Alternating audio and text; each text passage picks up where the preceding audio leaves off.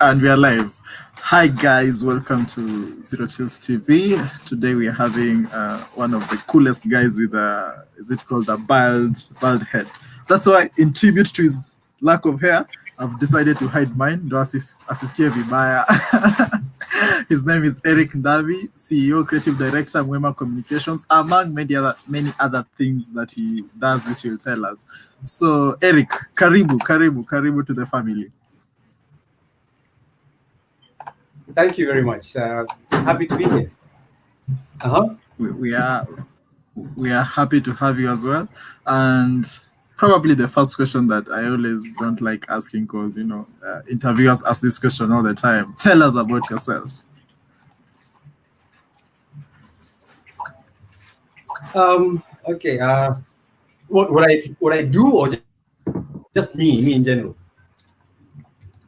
Who you are, what you do, what you don't do, what you've done, what you are looking forward to doing. You can go as minute as possible. Okay. Basically, I'm a creative. Well, yeah, that's by nature. I'm a creative. I run my own creative consultancy, and I don't know, I've got about 25 years in the business. Where do I start? Okay, I started off as a aspiring designer. Yes. Then during the process, I became an audio producer. That's at Capital FM. Then I became a copywriter. And from copywriting, I ended up becoming a creative director. So during my whole career path, I never became the art director I wanted to be, but yeah, it's been a nice journey working in the creative field. So a couple of years ago, I left formal employment and set up it had been brewing for a while, but now made this side hustle full-time thing. And yeah, that's where I'm at right now. I'm a father. I've got two beautiful kids, and yeah, that's my other passion. And what else? Yeah, I miss pubs and socializing, and cinemas and restaurants and concerts and karaoke nights, and yeah, I miss people. I don't know. That's what else can I say? I'm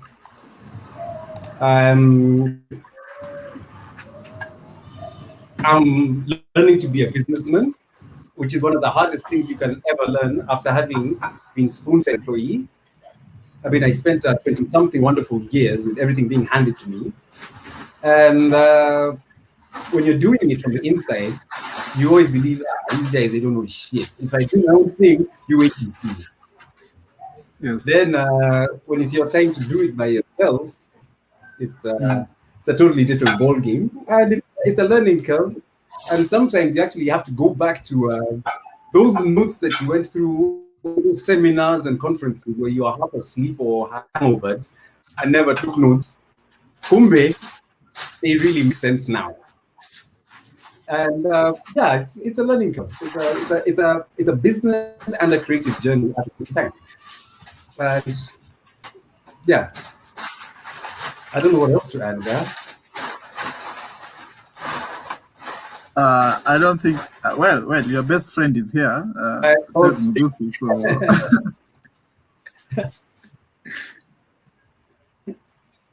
My man, how you doing? He's doing really good. Well, I remember when I was watching your, what was it called? Your How I Learned of You is, I remember seeing your story somewhere, and you were talking about the fact that technically you wanted to do graphic design, and even your BA in advertising is from University of Nairobi. You see, I did my research where you did graphic in design and advertising, but essentially you wanted to become a graphic designer, and then you met someone, and then you told, you guys, be a copywriter and shit like that. I like that story. You know, run through our viewers who may not have heard it. Okay, well, I think I was like many people. We were victims of our time, in the sense that we knew about advertising, but we didn't know how it's made.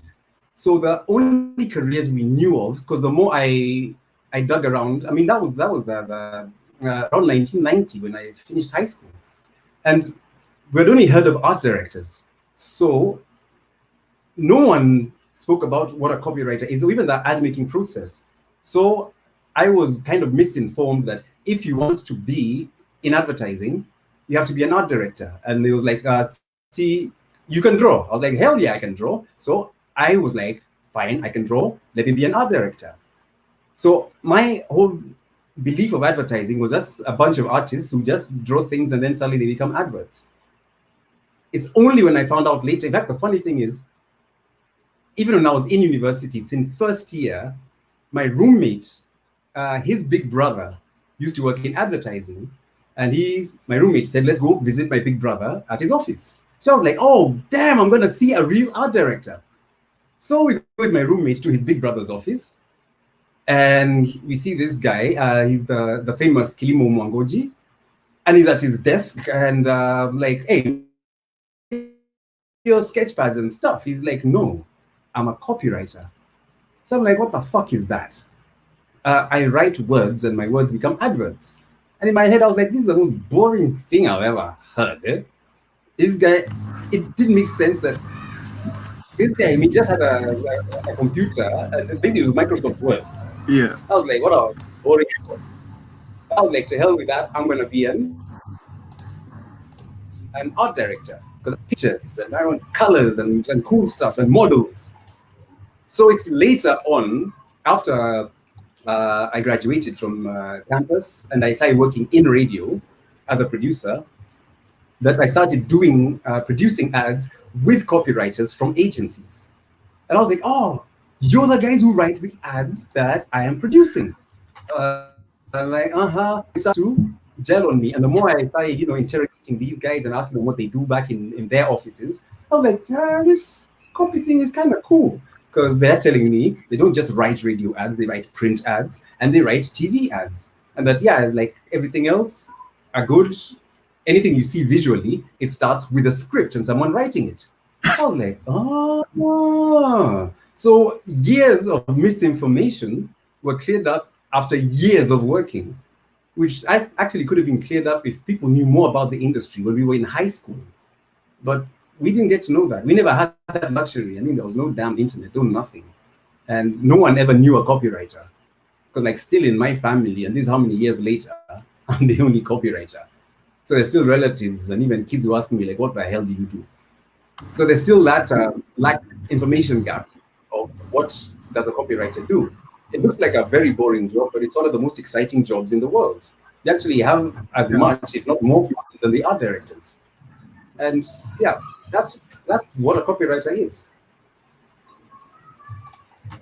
Interesting that you're talking about how copywriting seems like one of the most misunderstood jobs, and probably it's because just from an inside out view is that people do not really know much about it. So you, as being one of the veterans of the copywriting industry, why don't people know about copywriting enough, especially the young creative who are coming up?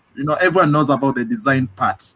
Everyone sees the artwork, but they don't see the script or the thinking that goes behind it. So what are we not doing? Or rather, what have you not done in the past to get copywriting out there? Well, to answer that, I think first it goes back to historical terms. First of all, it is a very boring title.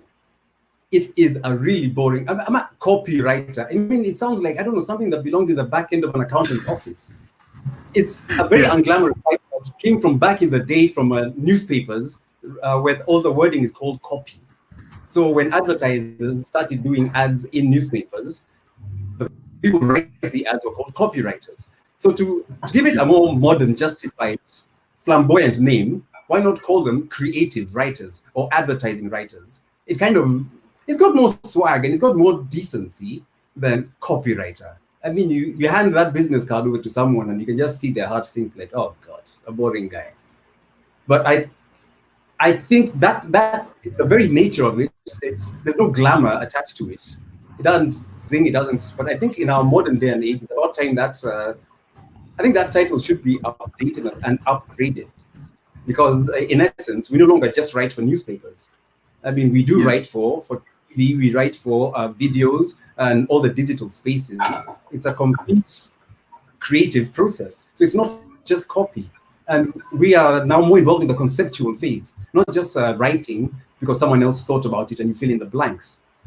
You think from the very beginning. So you are actually a concept writer. You're a creative writer. You're a, yeah, I mean, that sounds a lot sexier, man. And I think with that, more people would be inspired to get into it. Well, I think I I can agree help with that. you too. Yes. Yeah. I agree with you with what you're saying about the copywriting not being a glamour, because most of the time, even when I tell my mom I'm a copywriter, she's like, copywriter, the ones who the Kenya Copyright Society, that's the one that comes into mind, especially when you're trying to explain to someone who a copywriter is, and they're like, or you work at Standard. It's a tasking job, this one. And I don't know if for you something that has stood out in all your years in the copywriting business, what has remained truthful in the advertising industry as well, because when you're starting out versus now that we are here, there are probably things that like what do those people say? Those people say a lot of things that we quote them. Change is the only constant in advertising, and especially in copywriting. What is that constant thing that always remains? Well, first let's start with change. Uh, when I joined copywriting, okay, things were really difficult, especially for people like me, because the whole essence of what is good copy was defined by the Mzungu experience of what is good English. Now, here's the funny thing, because when you look at marketing, I mean, and advertising, in essence, you're communicating to your consumer. So we were put into a school of thought where you have to write like your Englishman boss and his boss. So copy was defined by that David Ogilvy of, this is how you write a headline, and this is, how you write your body copy and stuff. It was very structural and very global. And the funny thing, that time you're selling Omo to a mama right here in Kenya, so can you imagine where nowadays we can get away with crazy shit by starting a sentence with, me, I think, da da da da da. Writing the way we speak, and it connects. Back in the day, if you put that like that to your boss, you'd be fucking fired. What is this? A headline had to be written in that specific kind of way. Over the years, the beautiful thing, now you can see how ads have just gladly just leapt onto the Kenyans' headspace. And you throw in words like Yani, you bana, you guy, and suddenly that headline, it speaks to you. Back in the day, I mean, you couldn't get away with that. So you're doing ads to impress your boss, but not to impress the consumer themselves.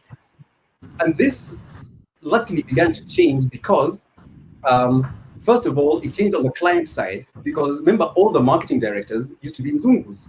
But then at the late 80s and early 90s, suddenly Kenyans and Kenyans and Kenyans and Kenyans started becoming the marketing directors.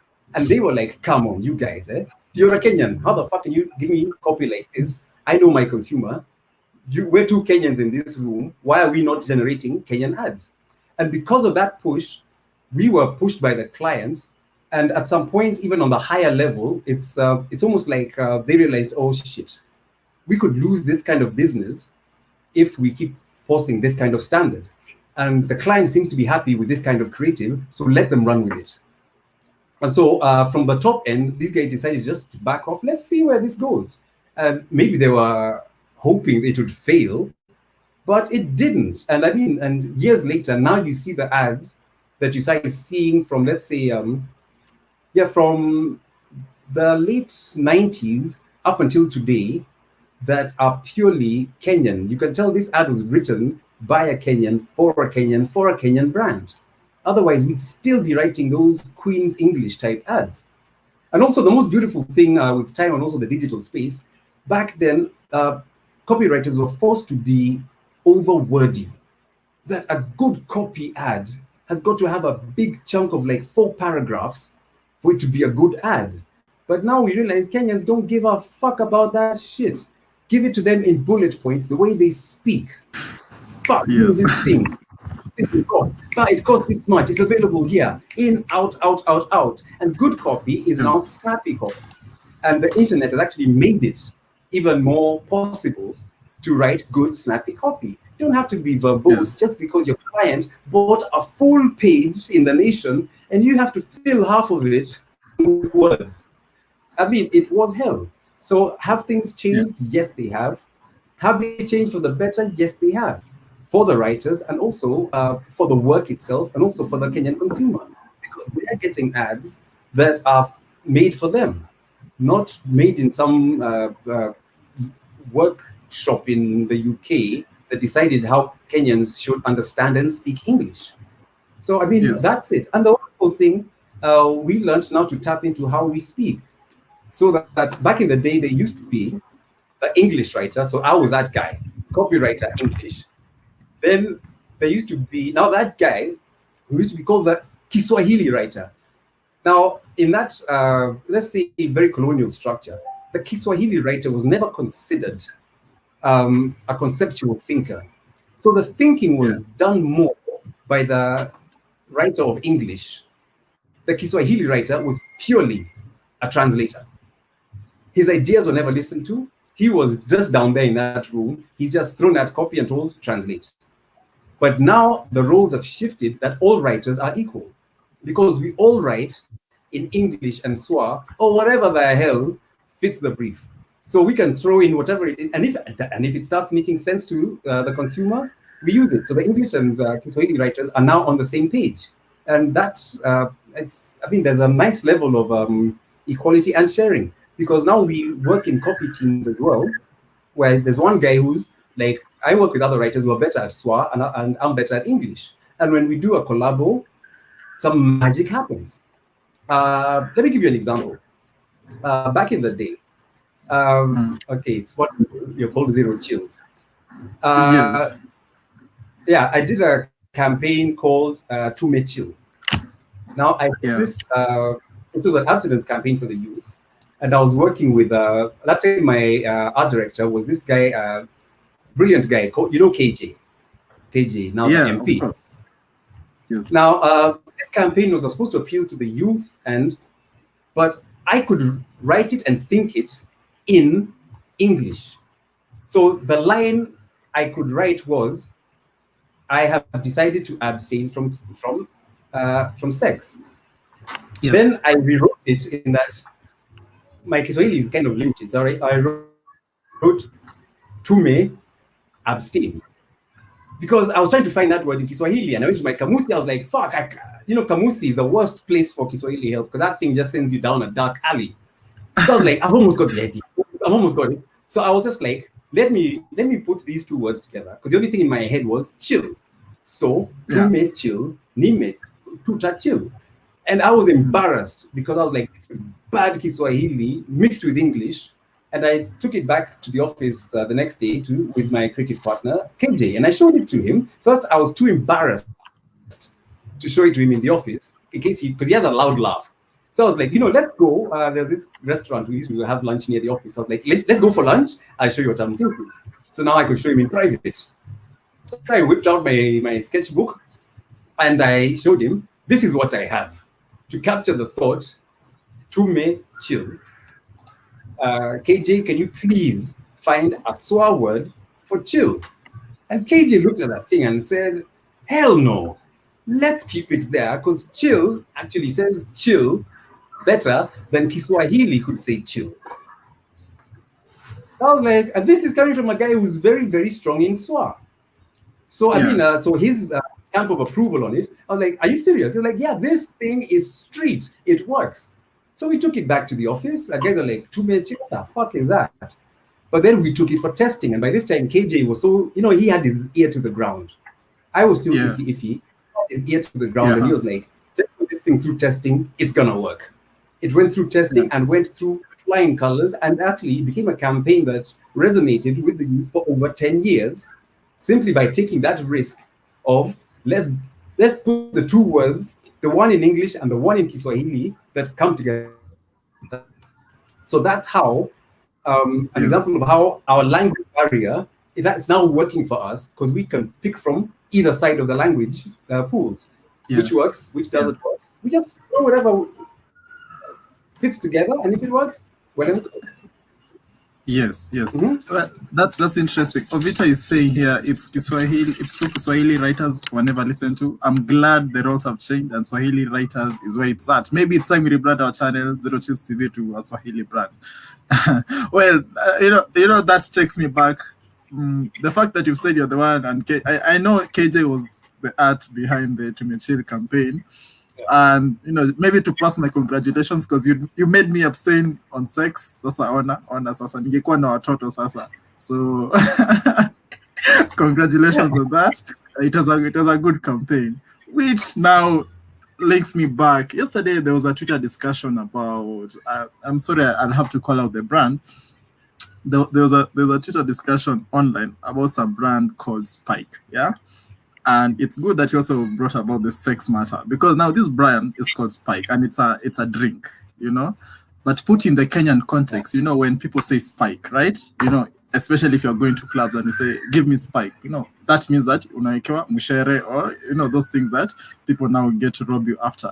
So I want to know, what is the role of the copywriter in this? Because essentially, even when in terms of explaining the context of the communication, in as much as they meant well, you all know the road to hell is paved with good intentions. In as much as they meant well and their drink is good, but how can you call a drink Spike, especially in the Kenyan context where people get, very edgy on these sexual matters? What's your opinion on that? Okay, tough one. Okay, first of all, I don't want to judge. But my first reaction to it, as a person with a brain who has their eyes open to this market, we do know what Spike means. So I refuse to believe that it's an accident, that a name like that was arrived at. So I don't think anyone can feign ignorance. So if it's deliberate, I do believe. Look, there's some. In today's society, sometimes the only way to get out there is by notoriety. And if that's what they wanted, that's what they got. Because maybe, I don't know, maybe they tried other ways of launching that brand, and maybe they didn't work. Maybe they had a nice, proper name that had been well researched and everything, and that thing maybe sat on supermarket shelves and no one took notice of it.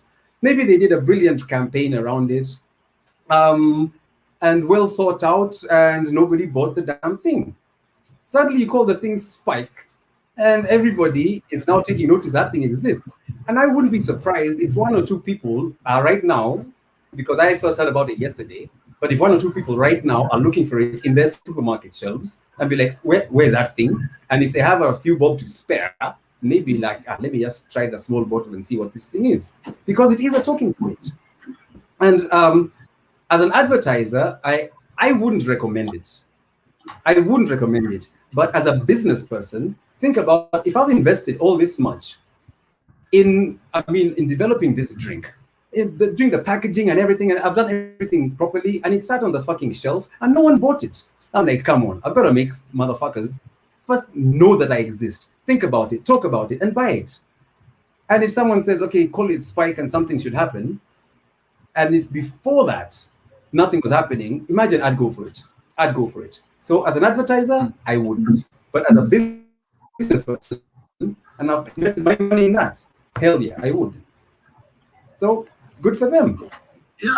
Yeah, thank you for that, because now that brings me to this everlasting question where the line between the client and the businessman, because there's always that line. How much creative freedom is one supposed to be given, especially as a copywriter, being the strategic thinker, behind a brand, being the person now who essentially will make or break this brand, you know? Where is that line? Where such that even as a businessman, I'm telling you, fine, people are not buying my drink, so what can we do? Can we do a gimmick like this? Where then does you as a copywriter, with your moral principles or your moral guidelines, in essence, knowing that you also have to pay your bills and rent, you know, where is that line? Well, see, these are very clearly, very defined roles, but still have, I mean, we still have the same goal at the same time. Like, okay, I'm the copywriter. I'm supposed to come up with a creative way to sell your brand, and you've got your brand that you put together. You know the brand heritage, you know the brand history, and it's very close to you. But at some point, you have to let it go and hand over to somebody you trust. Now, one thing is there's a lack of trust in the creative process.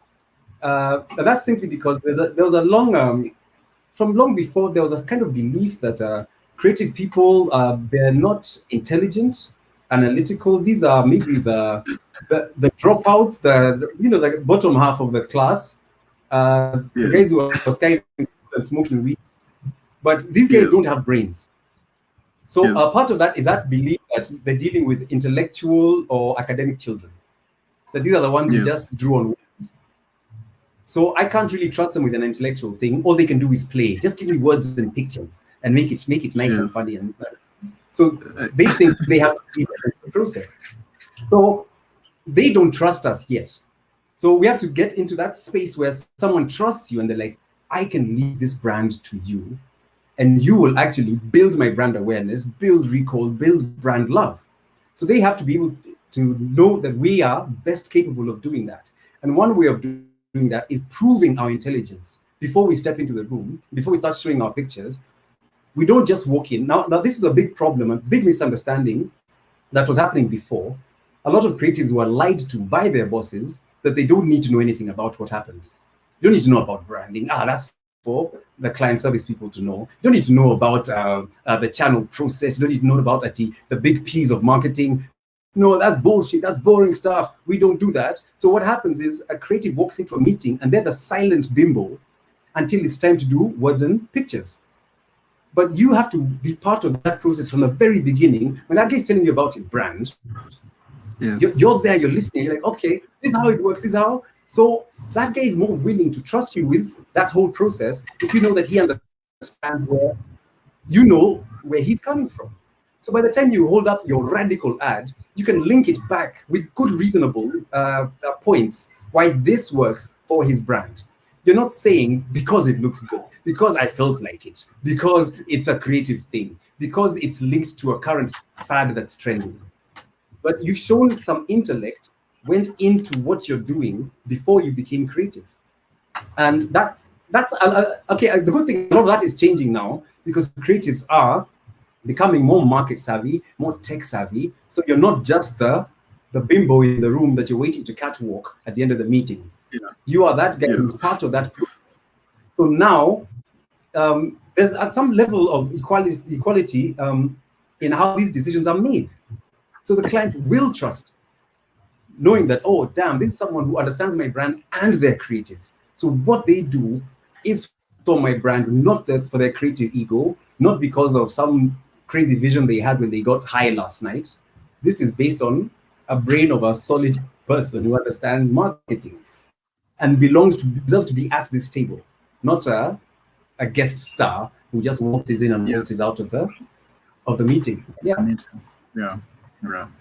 Well. Okay. Now, the things that you brought up about a creative no longer just being a bimbo and just sitting there at the corner waiting to take a brief and, doing the workhorse of the creative industry. Well, that will eventually involve you saying no to clients from time to time, when the client is like, we do this, but you're like, no, I know my shit. Uh, I think George Lewis used to say, let me focus on my business, you focus on your business. And then we meet somewhere in the middle. I want to know now, for you, when was the last time you told someone no? Whether it's not your children, a client or someone, who is generally not used to being told no. Well, that's very funny. Okay, because there are two ways of looking at it. Huh? Yes.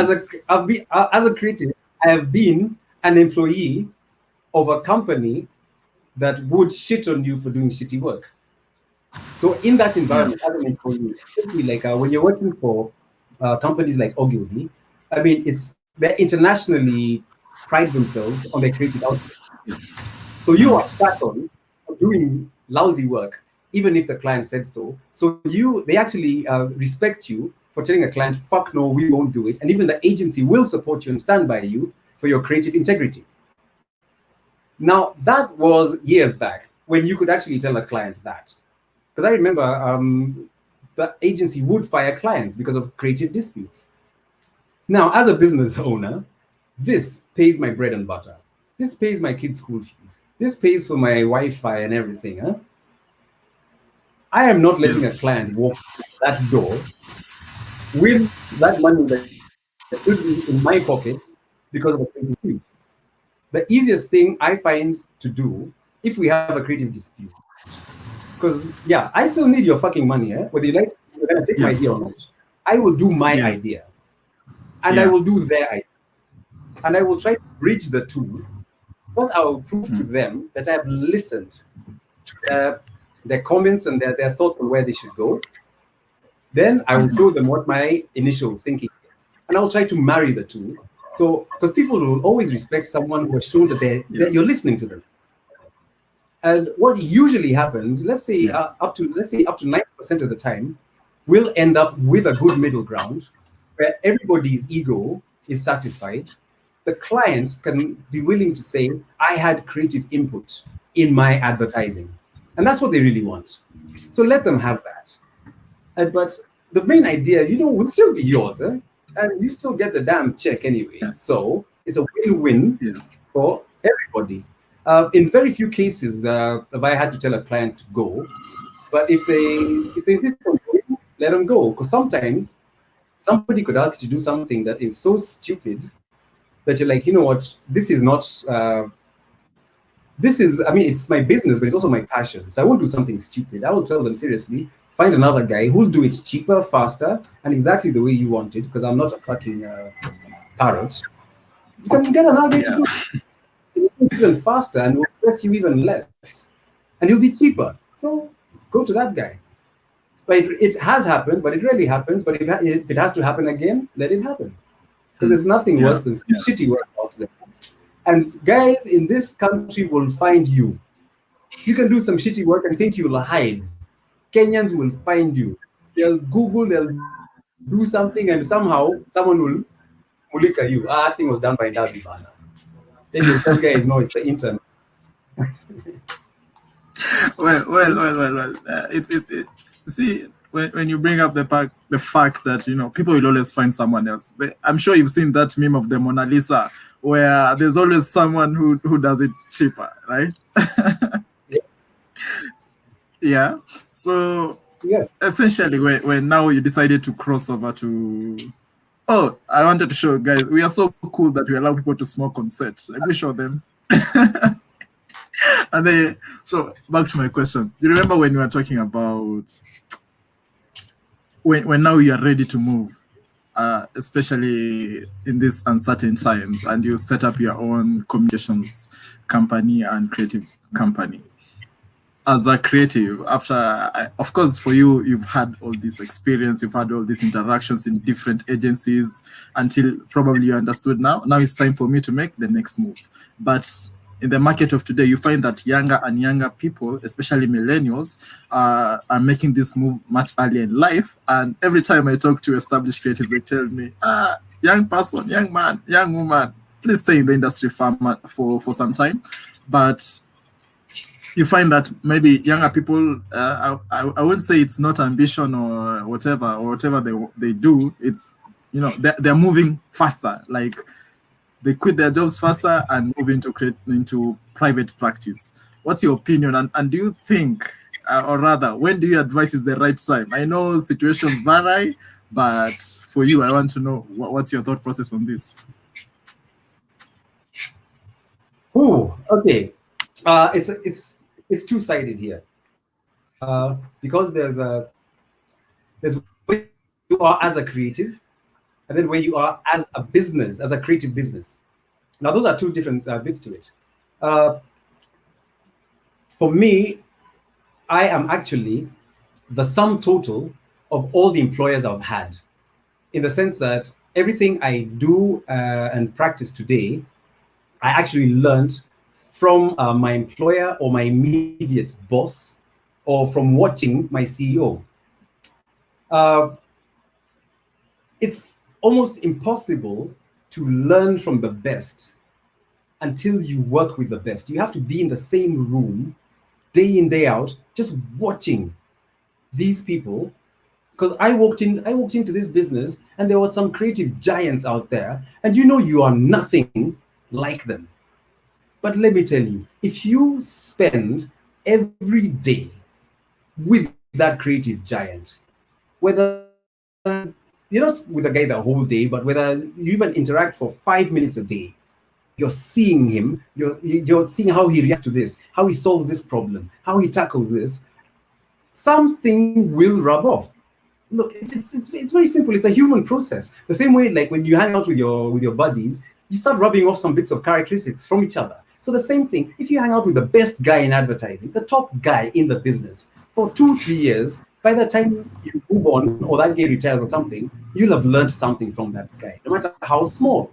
Now, if you keep changing those environments, you'll pick up different things, because different bosses are good at different things. So you've hung out with the best copywriter, you've worked for the best art director, you've worked with someone who's really good in digital, and all of those bits and pieces, they rub onto you. You won't see it immediately, but over time you'll actually be like, where did I get this from? Oh, but Yeah, it yeah, somehow becomes part of you. It's part of the discipline. yeah. Now, also, the working environment is very key, because a lot of people, they go off on their own. And now what happens the second you go off on your own, you become your island. Now, the good thing about working, that is a network that is given to you free of charge by your employer. Let me explain. You work in an agency. First of all, you're in a room stuck with what, 5 10 creatives who will naturally, for the rest of your life, be your creative associates and collaborators. You know how each other you work, how you interact with people's strengths and whatever's. So by the time you go solo, you've got a pool of people who you know exactly who to call for what. And because you guys are tight buddies, they will pick your call, they will do you a favor, they will give you a discount, or even do something for free because you're their guy. So that's part of that network that starts building around you. Now, even beyond the Yes, creative space, you are interacting with people in media, in finance, people in senior management, who you will need when you're doing your creative business. You can't start a creative business and you don't have contacts anywhere. But the people you've worked with, they will quit, they will move on. Some move on to be CEOs, marketing directors, strategy directors, and you'll be shocked if you've worked for about 10 years. Look at your phone book, look at your LinkedIn, and look at your social media, your Facebook. You'll be like, fuck, this guy, I met him when we were on the same level. I know a CEO. I know a chief financial director. I know. How would you have met these people? They don't live in your hood. They don't go to the same church as you, and you don't hang out in the same pub. You met at work while working for someone else. So while employment sucks, yes, it gives you a network you would never have come across. Never, ever, ever. And people they've brought immediately into your circle. You can call them my tight homies. And when you go into business for yourself, you're going to need that network. So my advice to people is not to stay in for too long, but stay until it's time to go, and you'll feel it. Part of it is even knowing that you've got a network. When you feel you feel it's time to go, it's time to go. And I think there's no specific timeline for it, but I think when you feel you've got enough, because when it comes to work, let's say your professional speciality, like as an art director or copywriter, maybe you've gotten all the work training that you need within your first 3 4 5 years. But the other aspects that you need, maybe you just need to hang on for a few more years just to meet a few more people. work for a few more big brands, so you can just put them on your portfolio. You know how to work for a big bank, you know how to work for a big soft drinks company, but just throw a few things under your belt. Doesn't mean that you can't start your thing on the side. Like how my business started was as a side hustle. I knew I couldn't go into business full time, but I still wasn't sure it was time to take the dive. But I didn't want to let some business go. So I was like, you know what? Let me take on some business as a side hustle and let me make that my learning point. So for 3 years, 4 years, I was managing this business, but not full time. But I was learning, but I was working. My first priority was to my employer because,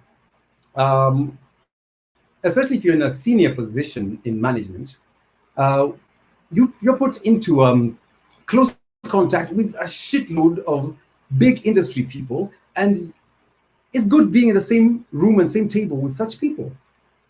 I mean, with CEOs and marketing directors, you're like, oh shit, I could learn something in each and every meeting. So maybe I'm not contributing anything. Let me just shut up and learn something, and you will be learning free of charge.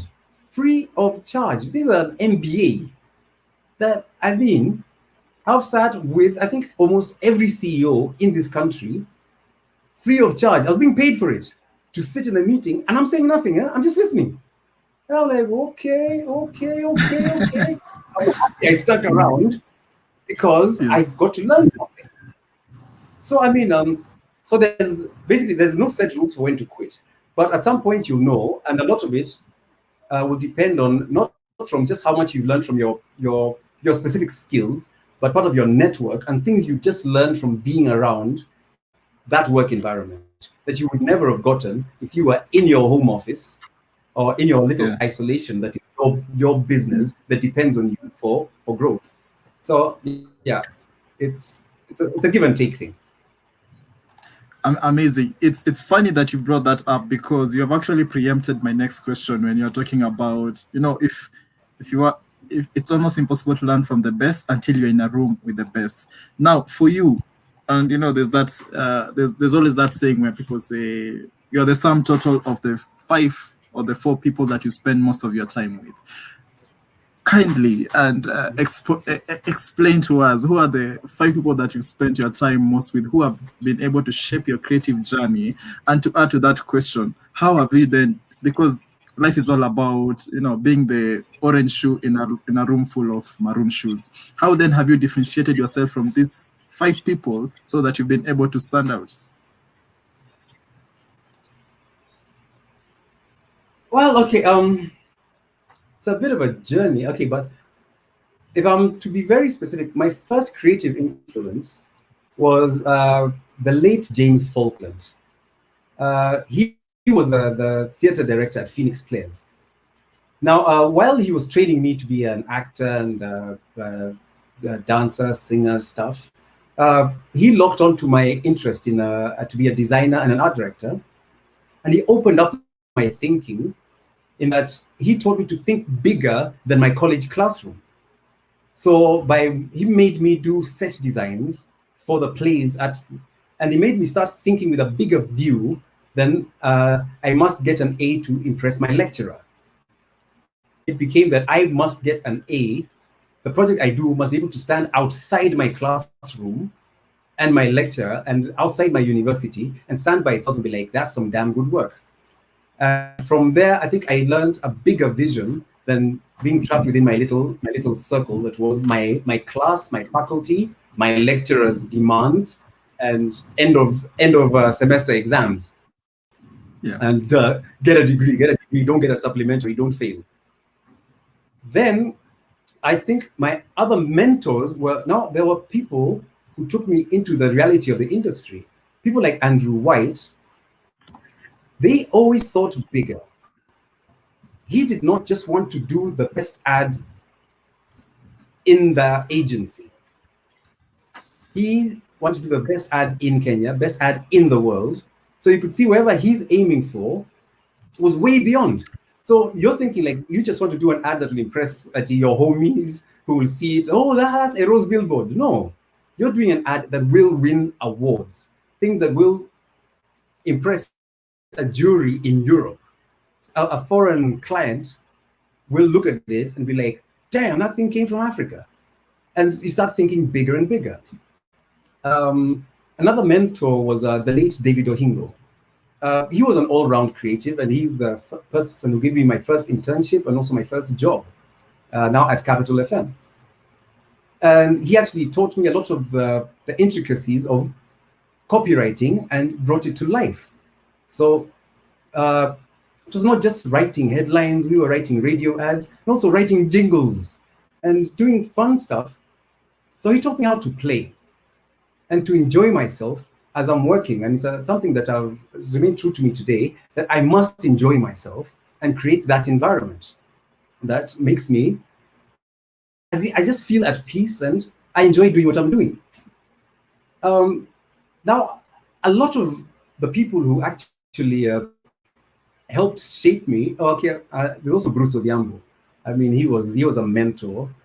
He just opened up his home to a lot of creatives. And he was a very successful person, way above us, older than us, wealthy, successful and wise. And he'd give us so many opportunities to grow. He'd open up his studio for us to even record for free and test out our advertising concepts. And you're like, my God, this guy can do that for me? I mean, he'd just introduce us to each other. So we'd collaborate. So through him, we got to meet other creatives, other musicians. I mean, all my music contacts and everyone I know in the music industry is basically through Bruce Odhiambo. And we started collaborating with each other, DJs, producers, artists, dancers, choreographers, rappers. And we all became a good unit that still exists till today.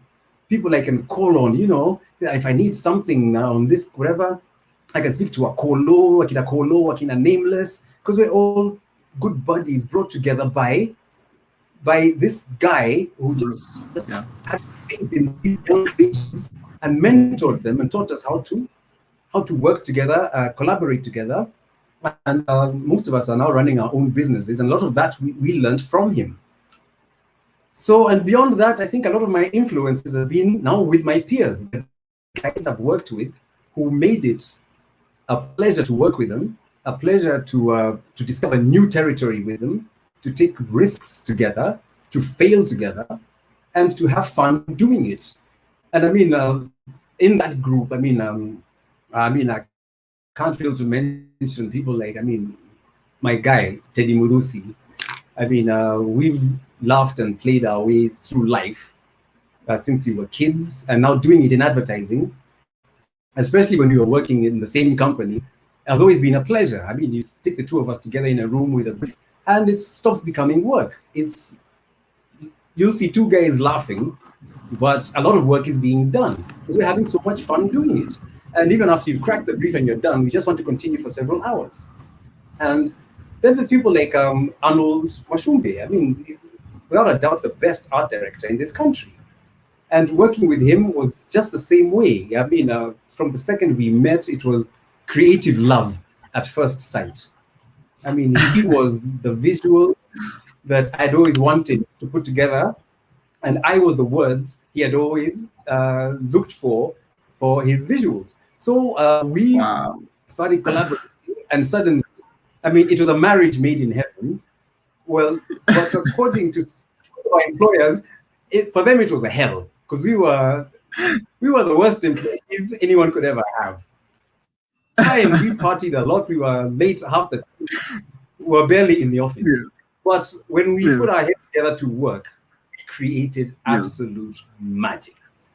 And till today, we still collaborate on some projects, and it's still fun. Even my kids look at us when we're working on a project, and we look like two children playing instead of two people working out a serious marketing concept.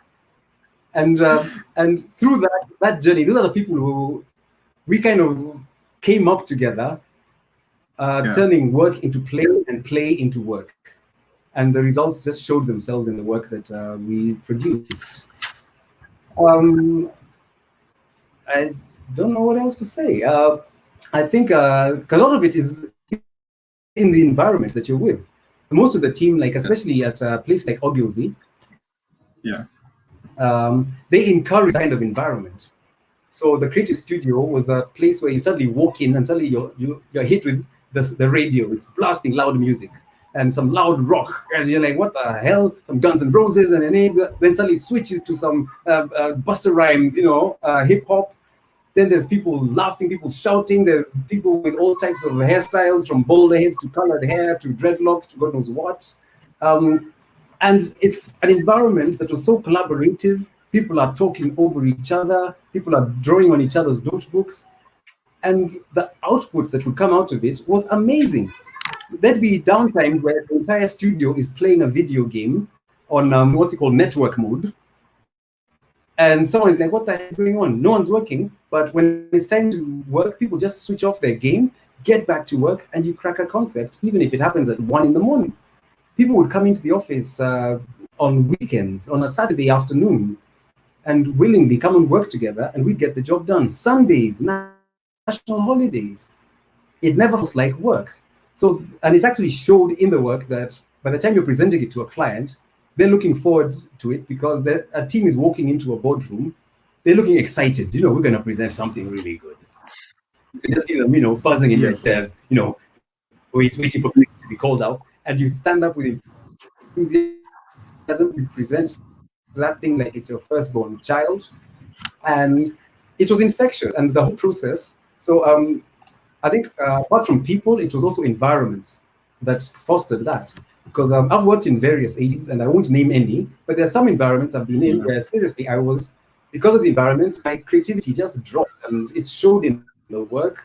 You could see there's no joy in it. It's very functional and just there, just ticking boxes, but not joy and passion and that exuberance that comes from a good, healthy, creative environment. And I think that's mostly what, and I think it shows in my work, and it's mostly people and environments that have gotten me this far. Well, congratulations on finding true love in advertising with your partner. It's very rare. Well, Ovita is asking, thanks for the talk. It's evident your work has been outrageous, so bold, so different, and refreshingly different. How did you achieve this? What's the secret? Is it shaving your hair? Is that the secret?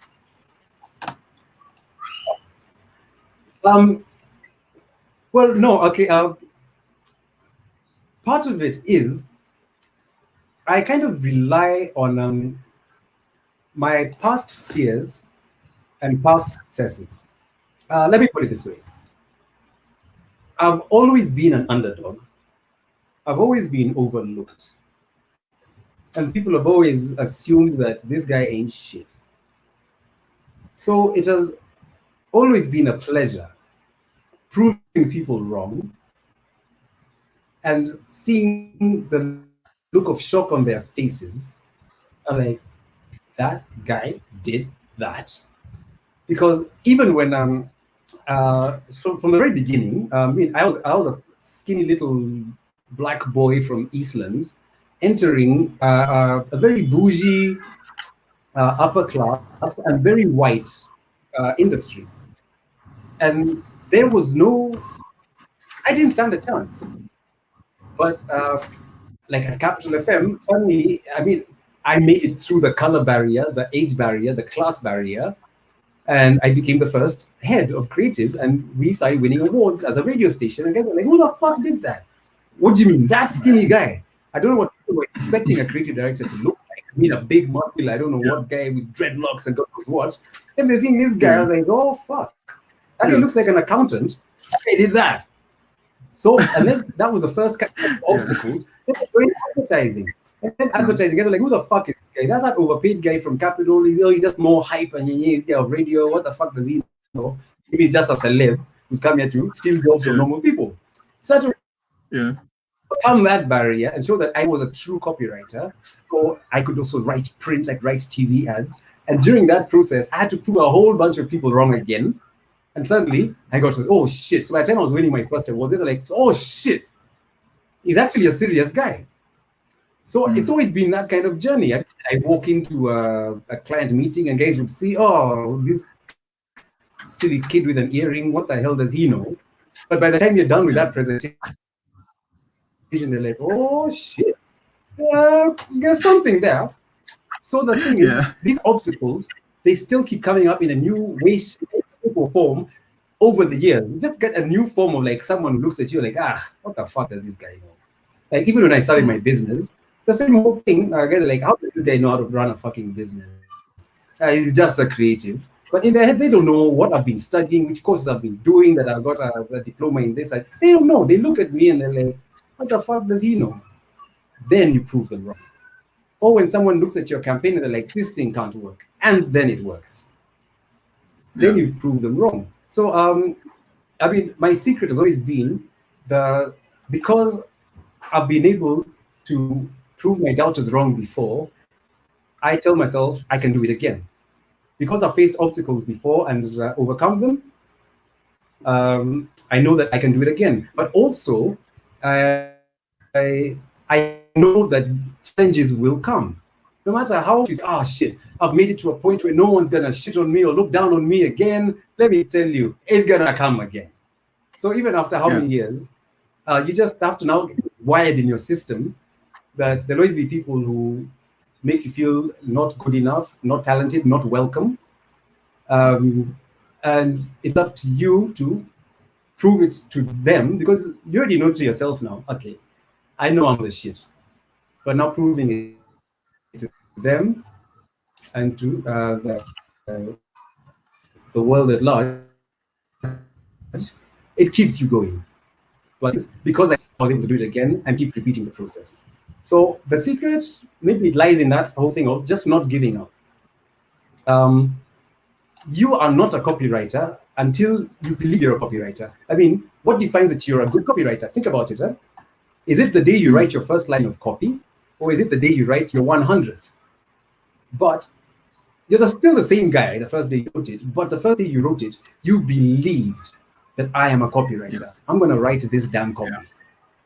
So once you believe that, and I'm going to write the fuck out of this ad, you already are a copywriter. So no matter what anyone tells you about it, you're halfway there. Same thing with art direction. I mean, maybe guys are like, you're a shit art director. But if you keep doing it and telling yourself, I am the fucking bomb, eventually your 100th ad, you're still the same person as you're on your first, but aren't you truly an art director because you believe that you were from the day you started? So I think that's it. Because everyone tells you you don't belong. You're entering. Yes. You're a stranger to the party. You're the unwelcome guest. Who invited you here? Who asked you to come here? These are our jobs. So you come in and say, hey, come on, I belong here, Bana. And take your seat at the table and take your seat at the table and sit. It's getting hot. As you can see, I'm stripping, or rather, I'm just unbuttoning my first two buttons.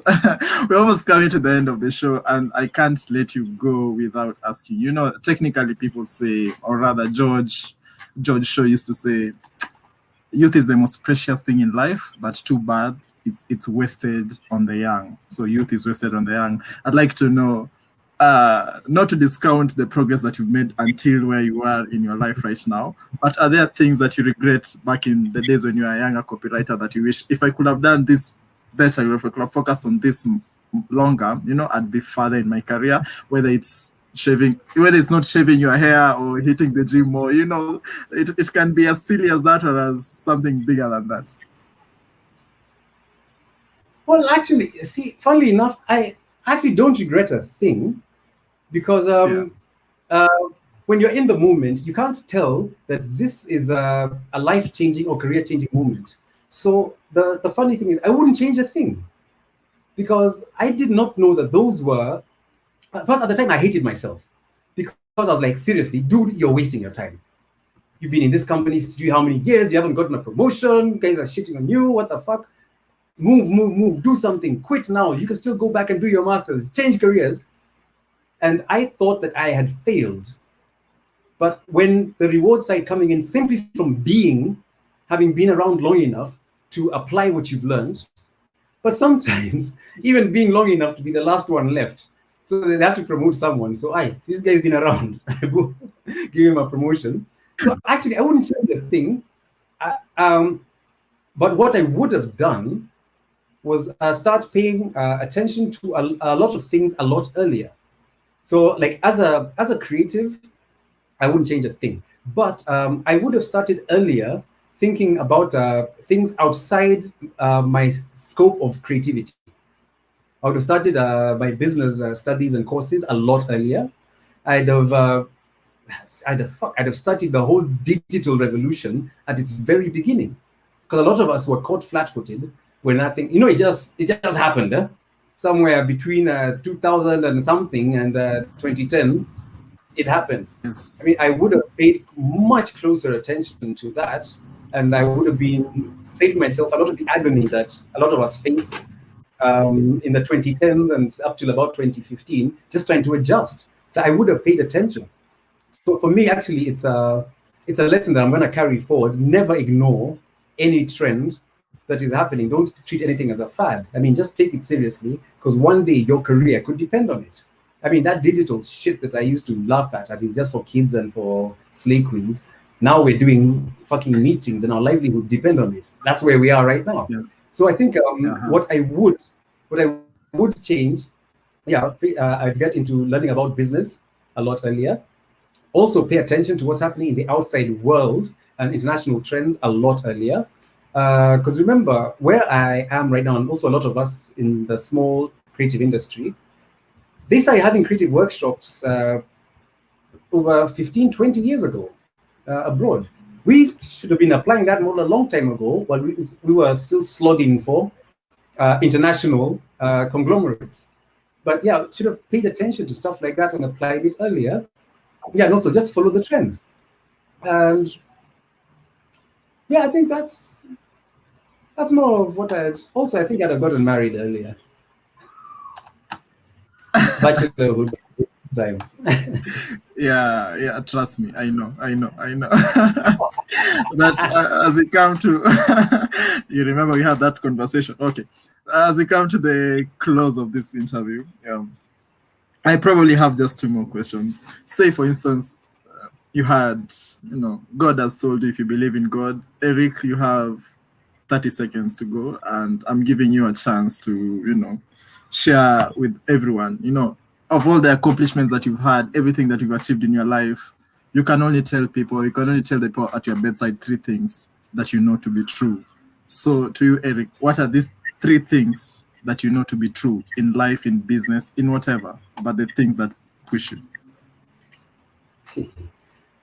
Okay, I mean, if you ask me something like that, okay, first I'd have a sip. Yeah? Yes.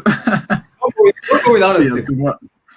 Me too. Okay, so 3 things. First of all, the first thing would always be, don't judge yourself too harshly. A lot of times in life, you judge yourself so harshly because of the things. Let me put it this way. I was very unfair on myself in my younger days because I pegged myself, and I swear I was fucking stupid, because I used to read a lot of these hip-hop magazines and stuff. So my role models, imagine, P. Diddy, because he was in college at the same time. And I'm like, this kid is in college like me, but he's the A&R of Sijui, Uptown Records. He's managing these bands, he's producing what? And I'm like, I'm a fucking failure. All I'm doing is going to class and back. This guy is doing all this, and he's in the magazine I'm reading. And I'm like, oh, Lord. Guess what? By the time I graduate, I'm going to be this. Because I'm still taking myself with P. Diddy, yeah? I'm like, oh, shit, he has started on his own record label. I'm hunting for a job. I'm like, oh, Lord, that fails. Okay, guess what? By the time I'm 30, so every time I kept feeling that I'm a loser, but not looking at my own career strides, at how I'd grown from here, from an intern, to a head of department, to a copywriter, to a senior writer, to a deputy creative director. I wasn't seeing that. I was comparing myself to some things that just weren't there and just were not within my grasp, but I was being too harsh. And within that, I think second is have balls. Have balls. Very many times, if it wasn't for the confidence and faith in me from my friends and family, I'd have given up on so many things. And even there's some things I would not have proceeded on. that I just didn't believe I was good enough. I didn't believe I had the talent. Yes. But these are the people who actually just told me, Eric, just shut the fuck up, stop whining, do it. And from that's my whole. I think it's my family structure from my parents, my twin brother, my kid sis, and also my boys, now the Teddies and Arnolds and everyone else.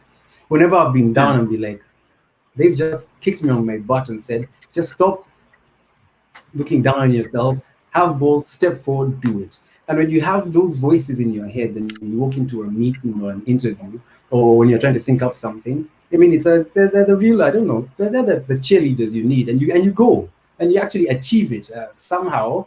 It feels supernatural, but you actually do it.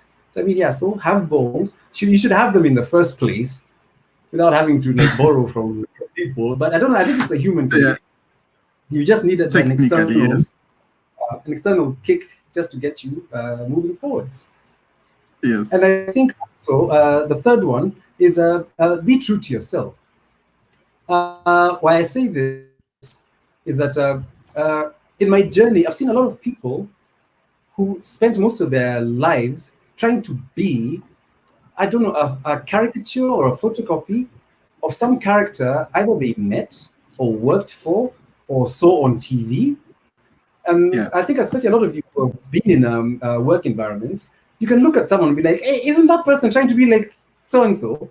Like you could actually tell by those characters of, I'm the bitch in the office. I'm the asshole boss. I'm that person who wants it now. I'm the devil's advocate. I'm the intellectual, blah, blah, blah, blah, blah, blah, blah. I'm the creative guy who doesn't give a fuck.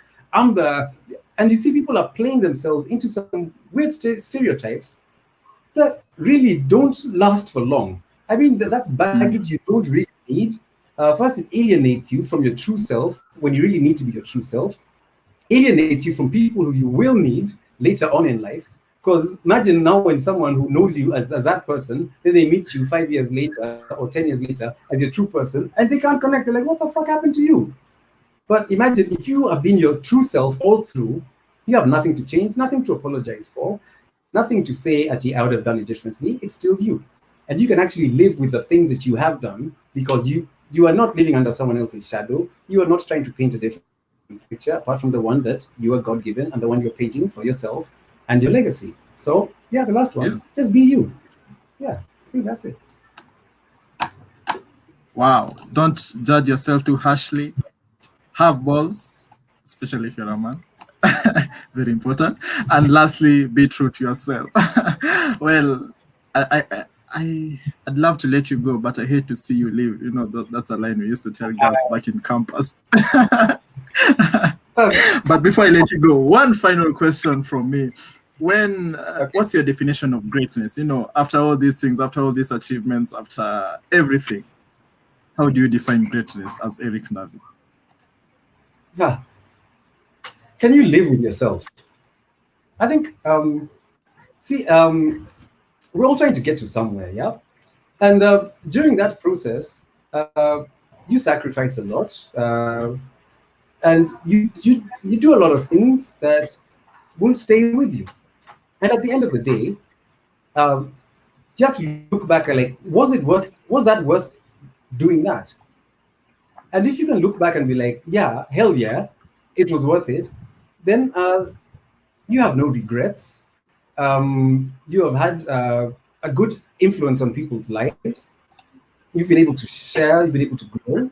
I mean, there's no point in achieving a level of success as you're this guy with a good job and all your buddies are fucking broke, and you had every opportunity to hook them up with something or to advise them or to, help a guy when he's down or, that kind of thing. So I think it's a mixture of can you live with yourself, and are you making the decisions that at some point you'll ask yourself, I mean, what the fuck have I been doing? So it's not just about the winning awards or getting jobs or pay rises and shit like that. It's about, what life have you created for yourself and people around you? And if somebody asks this guy, how will someone respond? Useless guy. Or they can actually respond and talk about this person. This is a real person, a genuine person. There's something beyond talent and intellect there.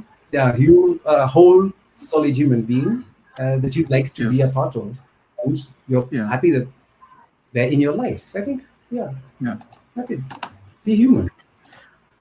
Be human, amazing. Christine Wandera is saying that was a great session. I'm glad I found myself here. We are glad you find yourself here too, because to find this Eric Ndavi guy, it's amazing. It's amazing. But as a creative director, your job involves. I promise this is my last question. I used to be a preacher, so tunamalizana mara saba. As a creative director, your job involves asking a lot of questions, right? Now, I want you to ask me one question right now. So go ahead. Hi, Chief. One question. Yeah.